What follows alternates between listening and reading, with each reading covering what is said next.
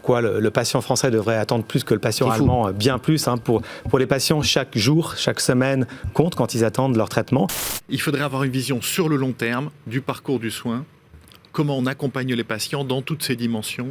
Il faut favoriser l'innovation, il faut permettre à tout patient, quel qu'il soit, quel que soit son âge, de pouvoir bénéficier de ces traitements. Il y a des nouvelles molécules qui permettent, par exemple, de sortir complètement des patients de l'hôpital, de traiter uniquement en ambulatoire. N'oublions pas, notre priorité à la fin, c'est l'accès du médicament à nos patients. Donc, l'échange avec les pays, c'est fondamental pour faire avancer la recherche.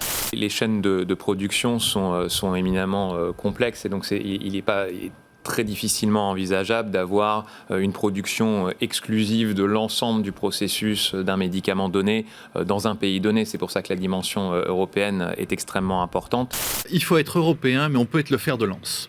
Pour moi, il y a un autre point qui est extrêmement important, c'est le budget médicament. Parce qu'on peut accélérer les délais, mais aujourd'hui, on voit qu'on a un budget médicament qui est sous-optimal, qui a dégringolé en part relative au budget de la santé, qui est le plus bas de l'Europe. Sans investissement, il ne peut pas y avoir de leadership. La première incitation, et la seule, la plus importante, c'est la cohérence. Nous pensons qu'il y a un énorme potentiel qui aujourd'hui n'est pas libéré. Donc clairement, il faut travailler dans ce sens du partenariat public-privé.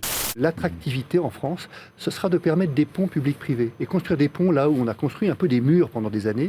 Si on regarde dans la crise du Covid, la mobilisation de l'ensemble des acteurs, comment les industriels, le public, le privé s'est mis ensemble pour faire face et les entreprises du médicament ont quand même répondu extrêmement présents pour pouvoir fournir à une cadence extraordinaire des produits qui se sont envolés.